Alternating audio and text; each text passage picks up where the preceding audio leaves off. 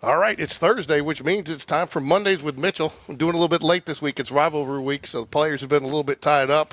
I'm joined by number 7, Mitchell Frazier, who had a big week last week, as well as Brayden Matherson, right? Did I get your last name right? That's right. And yes. the number 0. So, in fact, I'd start off with Brayden real quick.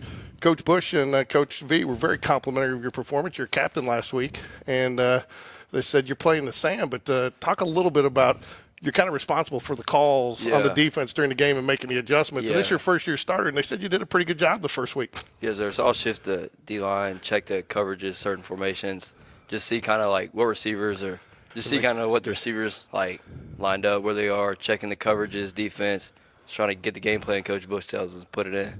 That's good. And so you had a lot of fun. I mean, you played a role last year. You were on special teams some in, did some in.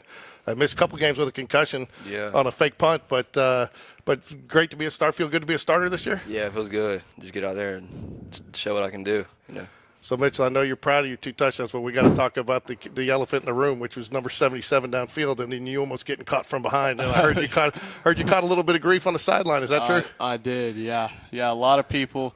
I mean, it goes all the way back from 2 years ago at Hewitt where I did get caught, and people, I mean, they still give it to me to this day. And, I mean, even though I scored on Friday, they still were saying you almost got hawked. But, I mean, 2 more yards and you don't get in. Yeah.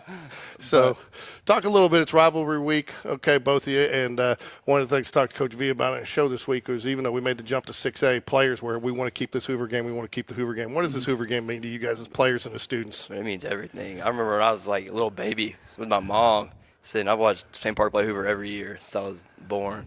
Like, it means more than just a football game to me.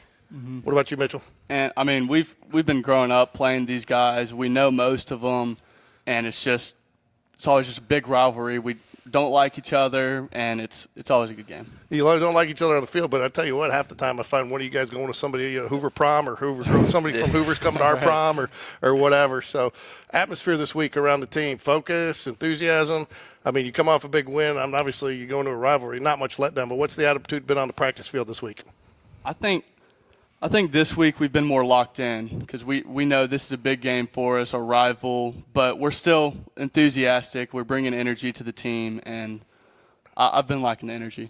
Brayden, I always say week 1 to week 2, teams make the biggest jump of corrections. You're always going to come out and you got to make some corrections. You guys feel like you've addressed some of the – I'm not going to go into any specifics. Don't want to tell Hoover anything, but you guys feel like you've addressed some of the things you need to correct this week? I definitely do. Coach Bush has a great game plan in, just scheming around everything, trying to put stuff in, help us win, be successful.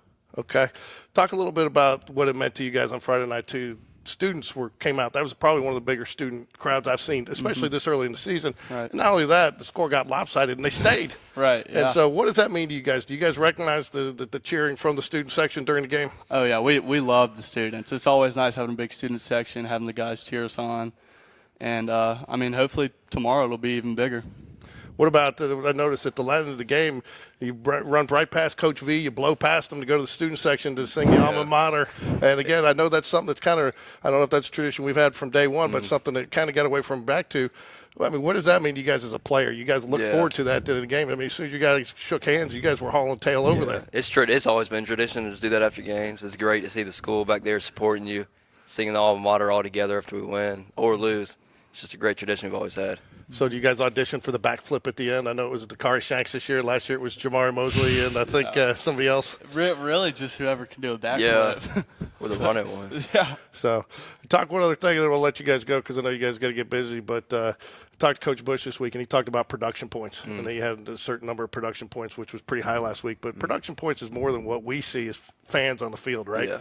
It's not loafing. It's maybe cleaning something up. So talk a little bit about how they stress production points on you because it's really it's more of an attitude and effort deal, right? They don't stress it. They just expect you to do your job to the best ability that you can do it because the reason we're out there, we can all do our jobs. But, you make plays by doing your job. So coming off the edge, getting a sack, or being in coverage, getting a pick from doing your job, being in the right spot, making the play. Yeah, I'm not going to give you a lot of credit for that touchdown, except for because I could have ran through that hole with all those offensive linemen. I would have got caught. I would have got caught by behind. But I'll tell you what, you're also responsible for a third one that I think people overlook because you had a key block on Andrew Thornton's touchdown. Oh, yeah. Yes, I know you take a lot of pride in that. I kind of saw you. I was down on that end of the field, and I saw you smiling when you came off. So, with your receiving group, do you guys take as much pride in that block as you do in the catch for the touchdown? I mean, we love catching them. That's always the top priority. We want to catch touchdowns, but then to let our other receivers score and get more points on the board for our team is really what's important. And yeah, if we can make a good block to get a touchdown, we're all for it. Anything you guys want to add? Go Jags. Yeah, go Jags. There you go. Thanks, guys, for joining us. Everybody be out at Hoover Friday night, 7 p.m. for a kickoff, a rivalry game so early in the season, but looks like the Jags are ready. Yes, sir. Yeah, Thank you. ready. Go Jags.